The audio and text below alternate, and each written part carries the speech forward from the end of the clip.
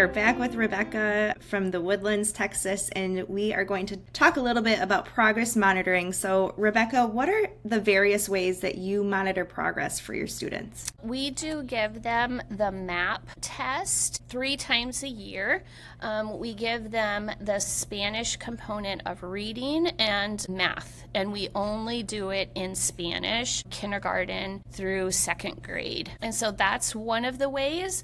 We do not share that out with parents because we don't want it to become this really high stakes testing, especially since we're a private school. But it does give us kind of a dipstick into what progress they're making. And I do use it to guide classroom instruction. If I see my whole class is low in a certain area, then I might really emphasize the standard that hits on that part. So that's one of the things we do. We also do running records and reading, just to make sure that we kind of can catch some of those nuances of reading that might be an issue. We do that 3 times a year also. And then, of course, there's the typical, I would say, kind of progress monitoring of end of the unit kind of things that we do also. How do you process the data with your colleagues in your program? So we, like I said, we mostly look at it for classroom, tweaking our classroom instruction. So as a team, as a 1st grade team,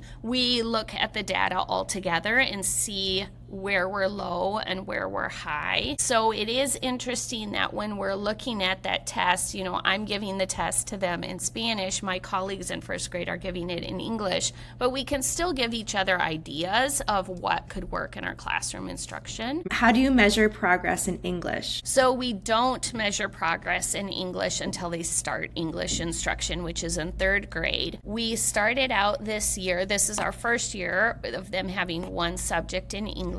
And so the first thing that we did, we decided not to give them the map in English right now. We're going to wait until the end of the year actually to give it to them. What we have done is a running record on them in English in their reading. And then we've also had them do a similar piece of writing in English to their English track peers. And then the ESS teacher with the English writing teacher have kind of compared those to see where our students are kind of holding up. In the future, our plan is actually that we will give the map in English to our 2nd grade students at the end of the year. And that way, when we give it again in English at the end of 3rd grade, once they've had that year of instruction, we'll be able to see what kind of improvement that they've had. Because we really need to balance not over testing these Spanish immersion kids. I'm so against once they start English instruction, every time we would give them the MAP test to give it in Spanish and English. And to clarify, it will only be the reading portion